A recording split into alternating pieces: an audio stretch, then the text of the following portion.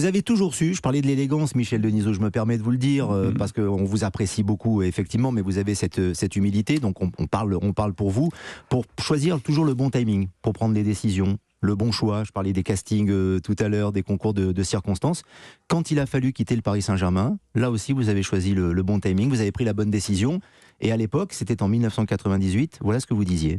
Je crois qu'à un moment donné, il faut tourner la page. Je crois que le moment est bien choisi. Et c'est vrai que quand on est dans le foot, qui est quelque chose de très pesant, de très lourd, et surtout à Paris, et plus qu'ailleurs, je crois qu'on ne peut pas comparer Paris avec les autres clubs dans ce domaine, autant pour le président que les entraîneurs et les joueurs.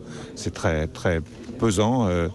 Je crois qu'on n'a pas toujours la lucidité soi-même de dire « il faut que j'arrête, il faudrait que j'arrête ». Donc c'est bien d'avoir des gens autour de vous avec lesquels vous réfléchissez, qui ne vous imposent pas les choses non plus, c'est pas ce qui s'est passé, mais on en discute, et puis au bout d'un moment, je me dis, ouais, effectivement, même si j'aurais préféré, comme je l'ai dit, arrêter dans une meilleure période que celle-ci, et puis ça correspondait bien au désir de Charles d'arrêter aussi les sports, et donc nos chemins qui ont été communs, parallèles, se croisent. Puisque c'est Charles Bietri qui va vous succéder, Charles Bietri qui était à Canal, qui vous avait succédé aussi, enfin vous étiez croisés, vous aviez travaillé ensemble à Canal+, qui est un ami de toujours, oui, bien sûr. Et que vous avez au téléphone régulièrement. On a évidemment évoqué avec Jacques Vendroux il y a quelques temps la maladie de Charcot qui touche Charles Bietri, qui nous écoute sans doute peut-être, en tout cas je sais qu'il nous écoute régulièrement, on prend de ses nouvelles régulièrement. Ça vous a touché cette information que vous connaissiez, Michel Denisot, depuis longtemps? Oui, je le connais depuis un petit moment, là, un contact régulier, on s'appelle, la dernière fois que je l'ai eu, c'est hier ou avant-hier, et donc, oui, on s'appelle, bien sûr. Donc, c'est un combat qui mène comme un match.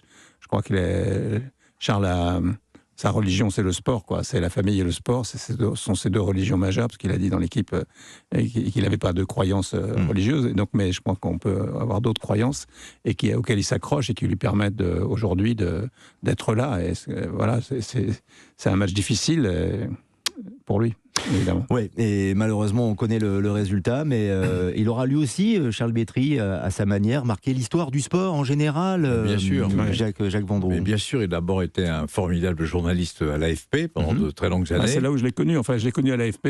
J'ai fait un reportage sur lui dans le journal de 13h de TF1 où j'ai travaillé avant, avec Yves Mourouzi. Et j'ai fait un reportage sur lui parce que je le voyais au bord des rings et tout. Ça m'intéressait de voir comment fonctionnait l'AFP. Je suis allé à l'AFP et notre amitié est née à ce moment-là. Et puis après, ça a continué. Bon, on a des liens quasi familiaux, quoi. Il est parrain de ma fille, etc. Donc, on se connaissait bien au moment de la création de Canal. Ça s'est passé aussi un peu comme ça. Et il a réalisé l'un de ses rêves.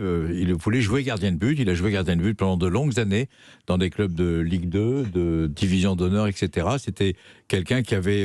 en fait, Charles, qui nous écoute et qu'on embrasse évidemment, il a réalisé presque tous ses rêves, quelque part. Et il a, surtout, il ne faut pas l'oublier, c'est le plus important, et il le sait mieux que quiconque, c'est lui qui a révolutionné, enfin là je parle sous le contrôle de Michel qui connaît le problème mieux que moi, il a révolutionné le football et le sport à la télévision avec l'arrivée de Canal, il ne faut pas l'oublier ça. Il est le détonateur de tout.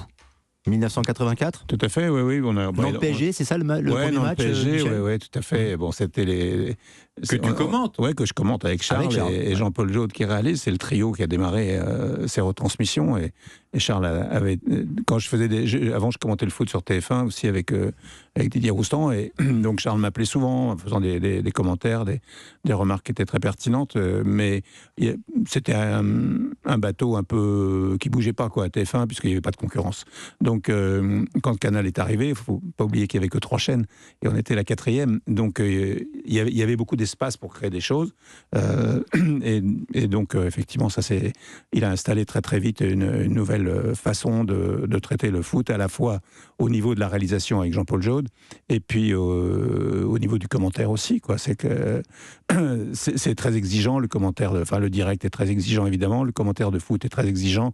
Il ne s'agit pas de commenter ce qu'on voit, il s'agit d'apporter autre chose à ce qu'on voit. Donc c'est un exercice où on est toujours imparfait et on a toujours besoin de travailler en plus. Et c'était très intéressant. On a collaboré ensemble pendant longtemps, pendant de 80 jusqu'en 91, jusqu'au PSG. Je commentais avec lui. Oui.